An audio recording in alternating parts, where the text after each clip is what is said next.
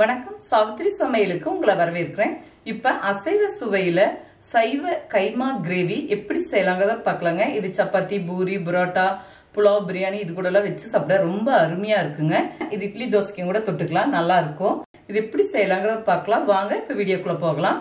100 gram பக்கம் பெரிய meal maker எடுத்துருக்குங்க. இது கொதிக்க வச்ச சுடுதண்ணியில ஒரு 3 to 4 நிமிஷம் ஊற வச்சுக்கிட்டா போதும். ரொம்ப குழையிற மாதிரி ஊற வைக்க கூடாதுங்க. நம்ம கிரேவிலையும் போட்டு கொஞ்ச நேரம் கொதிக்க வைப்போம். தண்ணி நல்லா கொதிச்சிருச்சுங்க. மில் மேக்கரை சேர்த்துக்கலாம். ஸ்டவ் ஆஃப் செய்துட்டேன். நல்லா ஊறட்டும். 4 தக்காளி இந்த கிரேவிக்கு வேண்டி எடுத்துருக்கேங்க.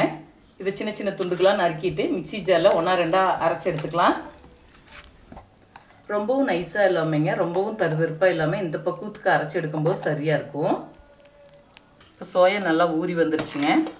ஒரு 3 to 4 நிமிஷம் ஊற வச்சுக்கிட்டா போதும். ரொம்ப குழையிற மாதிரி ஊற வைக்கக்கூடாதுங்க. இப்போ தண்ணி வடிச்சிட்டு நார்மல் வாட்டரில் தாங்க பிழிஞ்சு எடுக்கிறதுக்கு போட்டு வச்சுருக்கேன்.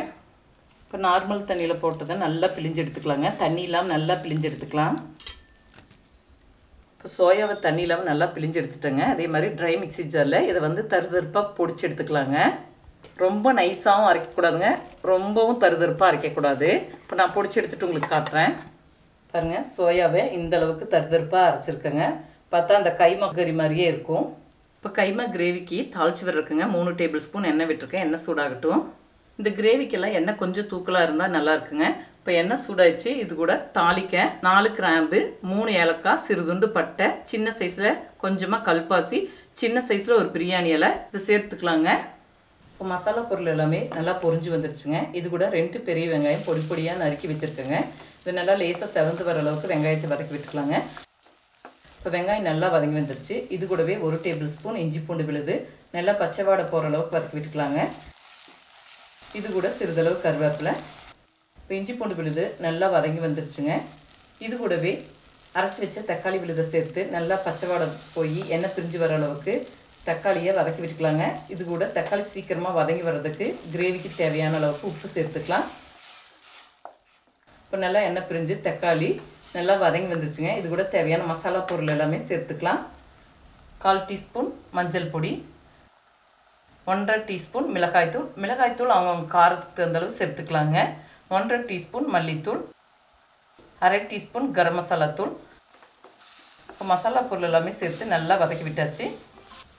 ஒரு 400 to 500 ml வரைக்கும் தண்ணி விட்டுருக்கேங்க. உங்களுக்கு கிரேவி எந்த அளவுக்கு தேவையோ அதுக்கு தகுந்த மாதிரி தண்ணி சேர்த்துக்கலாம். நான் எடுத்துருக்கிற அளவுக்கு இந்த அளவுக்கு தண்ணி சேர்த்துக்கிட்டா உங்களுக்கு சரியாக இருக்கும். நல்லா கொதிச்சு வரட்டும்.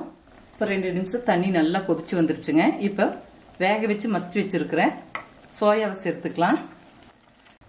சோயாவை மசாலா கூட சேர்த்துட்டுங்க ஒரு 2-3 நிமிஷம் கொதிக்க வச்சுக்கிட்டா போதும். முன்னமே வேக வச்சு எடுத்தனால ரொம்ப நேரம் நீங்கள் வேக வைக்க வேண்டியதில்லை.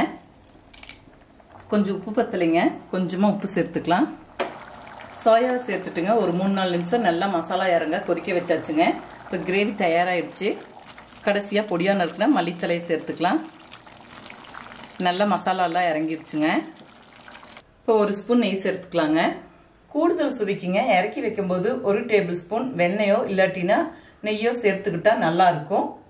இப்போ அருமையான சுவையில் சைவ கைமா கிரேவி செய்துட்டேங்க. இதே முறையில் செய்து பாருங்க. இந்த வீடியோ பிடிச்சிருந்தா லைக் பண்ணுங்க, ஷேர் பண்ணுங்க, சப்ஸ்கிரைப் பண்ணுங்க, கமெண்ட்ஸ் பண்ணுங்க. அடுத்த வீடியோவில் சந்திக்கலாம்.